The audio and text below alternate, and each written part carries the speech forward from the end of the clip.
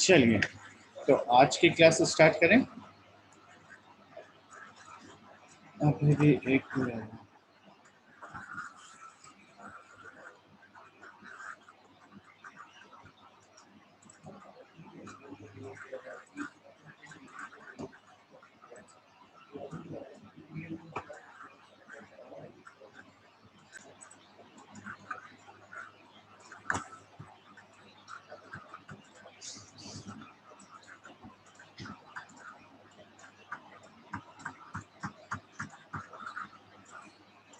चलिए, आज की क्लास स्टार्ट करते हैं। तो लास्ट टाइम हमने effectiveness and number of transfer unit क्या होता है उसके बारे में पढ़ा था।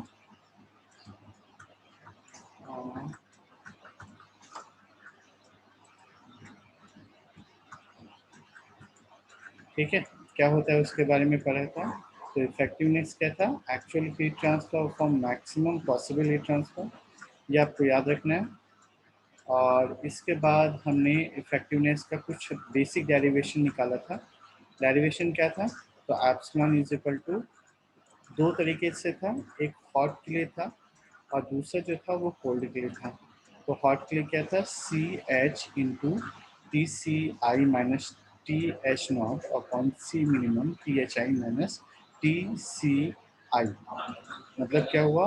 हॉट में hot inlet minus outlet upon hot inlet minus cold inlet, याद रखना। इसी तरीके से कोल्ड का भी वही था, C C into temperature of cold outlet minus cold inlet upon C minimum temperature of hot inlet minus temperature of cold inlet. ठीक है, चलो, ये आपका था इफेक्टिवनेस। इसी के बाद हमें एनटीयू में जाना था। तो एनटीयू का जो फॉर्मूला है वो है heat capacity rate of exchanger divided by heat capacity rate of fluid. ठीक है, तो एक्सचेंजर का हीट कैपेसिटी रेट क्या है? तो Q into A upon heat capacity rate of fluid क्या है? तो M इंटू सी पी या सी मिनिमम याद रखना है। याद कर लीजिए, U into A upon C minimum. हमने अभी दो फॉर्मूलाज पढ़े। पहला फॉर्मूला पढ़ा था इफेक्टिवनेस का। तो इफेक्टिवनेस में क्या होगा? सी एच और सी सी और जो आउटलेट और माइनस इनलेट का divided by C minimum cold out hot outlet minus hot inlet. और एन टी यू पढ़ा था U into A upon C minimum. ठीक है, चलिए, इसके बाद जो अब आपका मोस्ट इम्पॉर्टेंट पार्ट है। देखो, पहले बताया था कि मोस्ट इम्पॉर्टेंट में एल एम टी डी है और दूसरा मोस्ट इम्पॉर्टेंट जो है वो इफेक्टिवनेस, ये एन टी यू है। अब पूछोगे ये कैसे हुआ सर, दोनों इम्पॉर्टेंट है? तो बता दे रहा हूँ। आइदर इसमें से डेरिवेशन पूछेगा और इसका न्यूमेरिकल होगा, और इसका डेरिवेशन होगा और इसका न्यूमेरिकल होगा। ये दोनों एक दूसरे के वाइस वर्सा में चलते रहते हैं। एक का न्यूमेरिकल, दूसरे का डेरिवेशन। मतलब दोनों न्यूमेरिकल्स करने हैं और दोनों डेरिवेशन का पार्ट कंप्लीट करना है। चलो, आज का टॉपिक है effectiveness for the parallel flow heat exchanger. मतलब पैरेलल फ्लो में इफेक्टिवनेस कितना होगा वो फाइंड आउट करना है। तो आपको ऑलरेडी पता है कि हीट एक्सचेंजर में क्यू डी क्यू क्वांटिटी में हीट फ्लो कर रहे हैं जो डी ए एरिया में होगा। तो अगर डी ए एरिया में है तो आपका रेट ऑफ हीट ट्रांसफर कितना होगा? तो D Q is equal to होगा U into A into temperature of hot fluid minus temperature of cold fluid. और इसको हम लोग दो अलग टर्म्स में लिख सकते हैं। क्या? कि माइनस एम मतलब mass flow rate of hot fluid into C P H into D T H, और M C C P C into D T C. ठीक है, जो लास्ट टाइम आपने किया था वही प्रोसेस एज इट इज़ वापस करना। ठीक, अच्छा। अब उसके बाद M H into C P H जो है, इसकी जगह पे हम लोग क्या वर्ड यूज़ किए? तो सी एच वर्ड यूज़ किए, और इनकी जगह पे क्या वर्ड यूज़ किए? तो सी सी वर्ड किए। तो हमारा जो नेक्स्ट इक्वेशन बना क्या? D Q is equal to minus C H into D T H और C C into D T C. अब इसमें से लास्ट टाइम भी आपने यही किया था, डी टी एच और डी टी सी को कॉमन करके बाहर निकाल लो। तो अगर मैंने इसको बाहर निकाला तो इक्वेशन क्या बना? डी क्यू अपॉन, मतलब ये जो माइनस है यहाँ पे आ जाएगा, तो minus D Q upon C H and D T C क्या होगा, तो D Q upon C C. अब अगर ये इक्वेशन मैंने 1 और 2 लिया या ए और बी लिया, अब दोनों को मैं एक दूसरे से माइनस कर दूंगा, तो माइनस करूंगा तो इक्वेशन क्या बना, तो D of T H minus T C is equal to minus D Q को कॉमन कर दिया, तो 1/सी एच प्लस 1/सी सी। क्लियर है? चलिए, अब क्या करना है आपको, तो यहाँ पे जो ये डी क्यू की वैल्यू है ना, ये डी क्यू की वैल्यू आपको यहाँ से उठा के लेके आनी है। तो यहाँ से अगर मैं उठा के लेके आया तो ये देखो u इंटू डी ए, ये यहाँ पे आ जाएगा, माइनस साइन पहले से रखा हुआ है, ये whole time as it is आ जाएगा। और ये वाला जो टर्म है ना, तो ये वाला टर्म जो है वो मैं इसके डिवाइड में लेके आ जाऊंगा। ठीक है, तो हमारा जो इक्वेशन बना वो इक्वेशन बना क्या, हमारा जो इक्वेशन बना वो बना D of T H minus T C upon D H minus T C is equal to this whole term. अब देखो, इसके बाद आप नेक्स्ट कुछ नहीं करोगे, तो आपने क्या किया, इंटीग्रेट कर दिया। तो इंटीग्रेट ऑन बोथ साइड, तो जैसे आपने इंटीग्रेट किया तो आपका इक्वेशन कैसे कन्वर्ट हुआ, integration of D T two minus two, मतलब आउटलेट के लिए बोल रहा है, और 1 माइनस इनलेट के लिए बोल रहा है।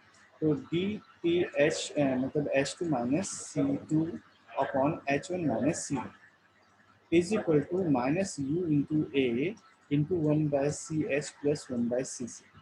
और यहाँ पे इसने क्या किया, इस टर्म को इसने कॉमन करके बाहर निकाल लिया। तो कॉमन करके अगर बाहर निकाल लोगे तो अंदर क्या बचा, तो 1+सी एच अपॉन सी सी।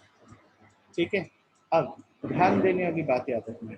सो आपका इक्वेशन जो है यहाँ पे, जब आपने ये स्टेप परफॉर्म कर लिया, तब आपको उसके बाद क्या करना है, तो ये नेचुरल लॉग जो है इसको यहाँ से हटा देते हैं। तो अगर जैसे इसको यहाँ से हटाओगे तो ये एक्सपोनेंशियल के फॉर्म में यहाँ पे आके टूट जाएगा।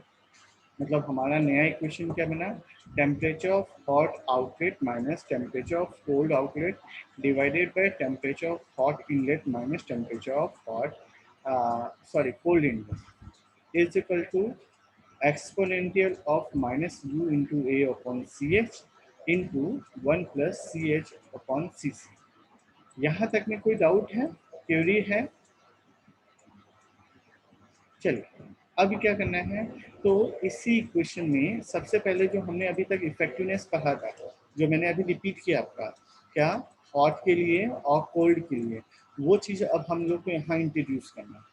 तो इफेक्टिवनेस क्या होता है, तो C H T H two minus T H, sorry T H one minus T H two upon C minimum T H one minus T C one, ये आपने पढ़ा हुआ है। Similarly C C T C two minus T C one upon C minimum T H one minus T C two one, ये आपने पढ़ा है। तो यहाँ से अब आपको सेकेंड वाला टेम्परेचर निकालना है, मतलब T C T H two और टी सी टू निकालना है। अब बोलोगे सर ये बात तो बिल्कुल नहीं समझ में आई, तो ये बात कब समझ में आएगी, तो जब आपको याद रहेगा कि एलएमटीडी में कंडीशंस था जहाँ पे आपके पास चारों टेम्परेचर्स गिवन थे, तब आप एलएमटीडी करते। लेकिन जब एनटीयू की बात करेंगे तो हमारे पास जो आउटलेट टेम्परेचर है वो अननोन होगा। तो जहाँ अननोन होगा तब वहाँ पे आपको ये स्टेप याद रखना है कि जब आपने ये स्टेप अचीव कर लिया, इसके बाद आपको टी एच टू और टी सी टू की वैल्यू निकालनी है और इफेक्टिवनेस इंट्रोड्यूस करना है यहाँ पे।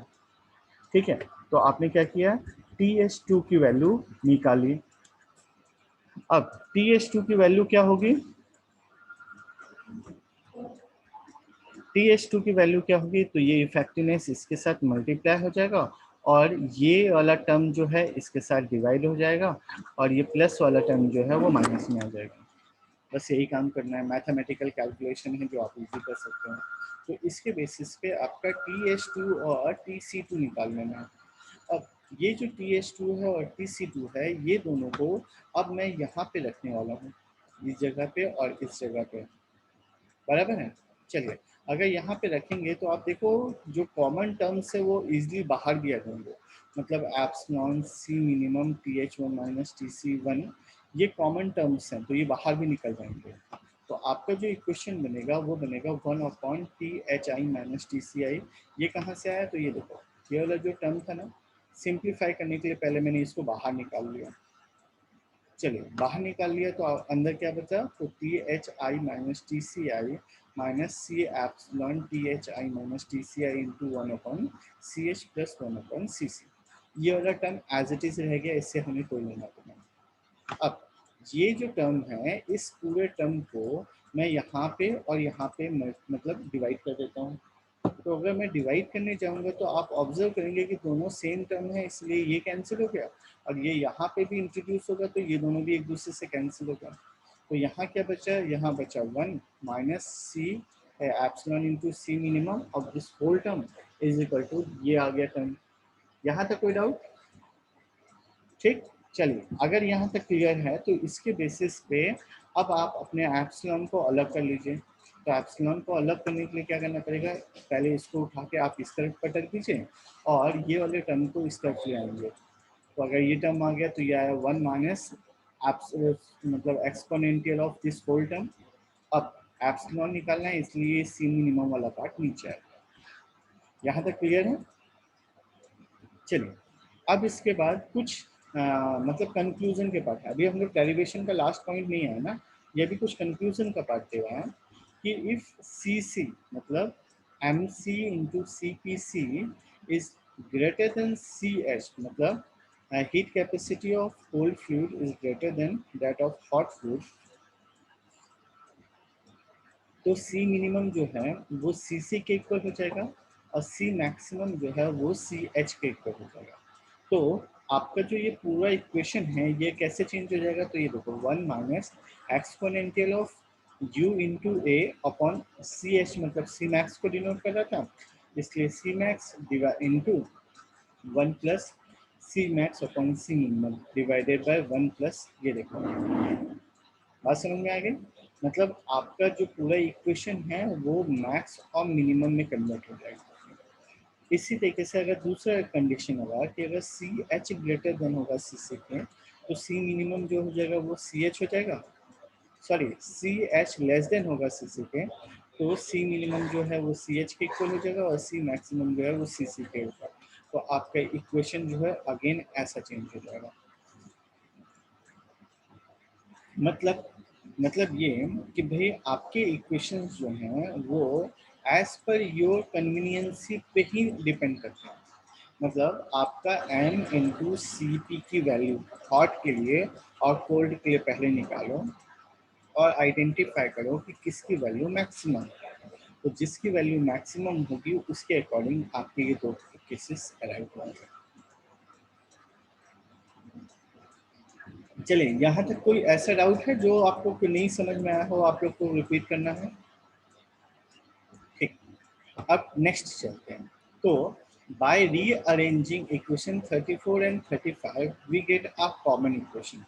अब कॉमन इक्वेशन क्या हुआ? मतलब हमने ये दोनों को इक्वेट किया, समझा, तो उसके बेसिस पे उन्होंने एक कॉमन इक्वेशन निकाला कि 1 minus exponential of minus U A upon C minimum into 1 plus C minimum upon C maximum divided by 1 plus C minimum upon C maximum. ये इन्होंने एक कॉमन इक्वेशन निकाल लिया। अब हमें पता है एन टी यू क्या होता है, तो N T U is equal to होता है U A upon C minimum, और आर क्या होता है? तो लास्ट टाइम हमने पढ़ा था आर, आर इक्वेशन होता था सी minimum upon C maximum.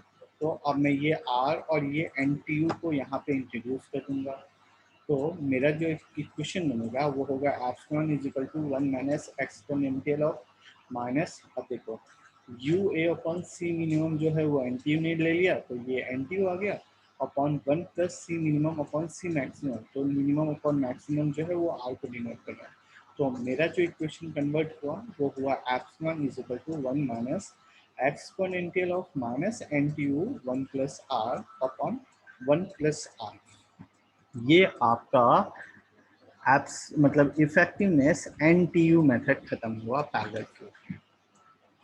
Clear? कोई डाउट? चलिए, डाउट नहीं है तो फिर आगे बढ़ते हैं। याद रखिएगा, थोड़ा सा कंपैरिजन वाला पार्ट याद रखिएगा कि एलएमटीडी में आप आई थिंक यहाँ तक आए थे, यहाँ तक, ठीक है। एक बार वेरीफाई करिएगा तो आपको पता चलेगा कि आप यहाँ तक आए हो। इसके आगे वाला पार्ट जो है वो एलएमटीडी में और इफेक्टिवनेस में थोड़ा सा डिफरेंस है। चलिए नेक्स्ट क्वेश्चन आ गया, effectiveness for the counter flow heat exchanger. उस समय पैरेलल फ्लो था, इस समय काउंटर फ्लो है। चलिए आपके लिए एक मौका जो आपके मार्क्स को अपग्रेड करेगा। अपग्रेड करना मैंने आपको यहाँ पे दिखा दिया है, +2 मार्क्स मैं दे रहा हूँ। अब आपको रीज़न बताना है कि लास्ट टाइम तो हमने माइनस, देखो माइनस MCPH/DTH, और ये माइनस क्यों लिखा, पहला रीज़न बताइए। और यहाँ पे आया दूसरा भी कि माइनस M/CPC/DTC, ये माइनस यहाँ पे क्यों आया, वो दूसरा रीज़न बताइए। दोनों रीजंस बताइए और आपके पास +2 मार्क्स हैं।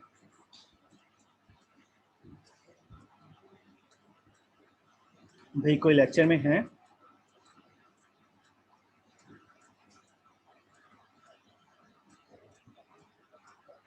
हेलो,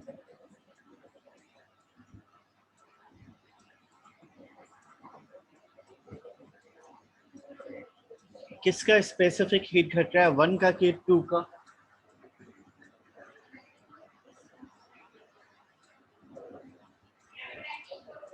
क्या बोल रहे हो, कोल्ड का स्पेसिफिक हीट घट रहा है, और 1 के लिए रीजन क्या है?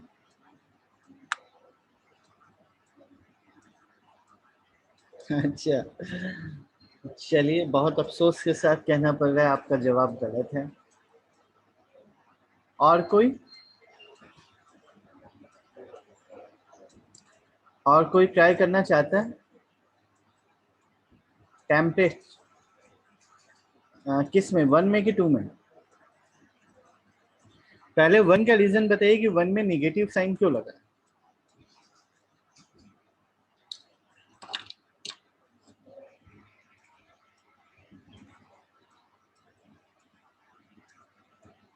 हेलो, 1 में माइनस साइन क्यों लगा है, कोई बताएगा? चलिए आपका बैड लक। हाँ क्या बोल रहे हो?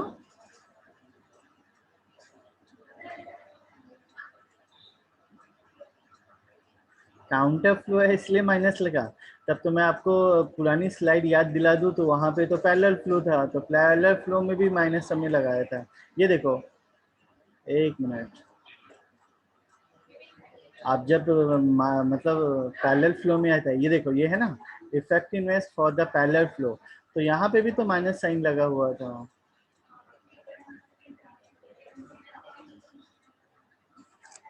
बताइए।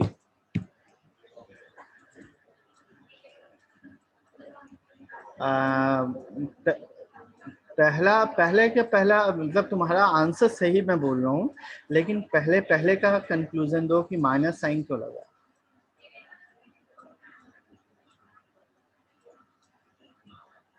टेम्परेचर डिक्रीज हो रहा है तो फिर तो दूसरा जो पार्ट है उसमें तो टेम्परेचर इंक्रीज कर रहा है ना।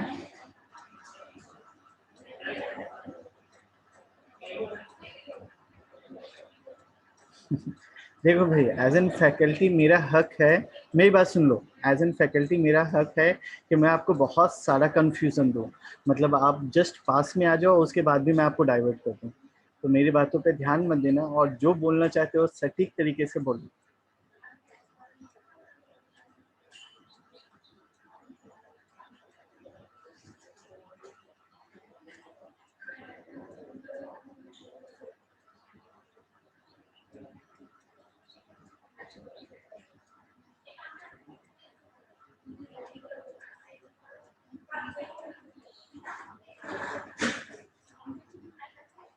नहीं, गलत है।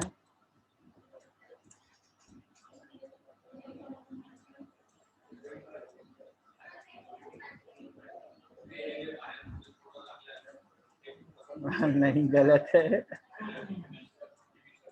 नहीं, बिल्कुल गलत है। पहले में डिक्रीज हो रहा है, एग्री कहता हूँ, लेकिन वो डिक्रीज मतलब आपका आंसर बोलने में गलत आ रहा है, कुछ और ट्राई करो। चलिए कोई और। नेहांग तू बोल रहा था भाई, तेरा आंसर मैं बोला बराबर है, लेकिन तेरे को पहले को जस्टिफाई करना।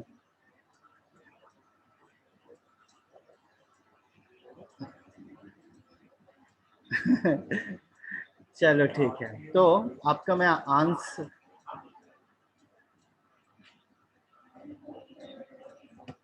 आंसर देता हूँ। देखो हॉट फ्लूइड के केस में या कोल्ड फ्लूइड के केस में सबसे पहला एक होता है फाइनल माइनस इनिशियल। ठीक है, मतलब आपका टी फाइनल माइनस इनिशियल होगा। तो आपने ऑब्जर्व किया कि T final minus T initial जब मैं हॉट के केस में लूंगा तो उसकी वजह से मेरा जो वैल्यू आएगा वो निगेटिव आएगा।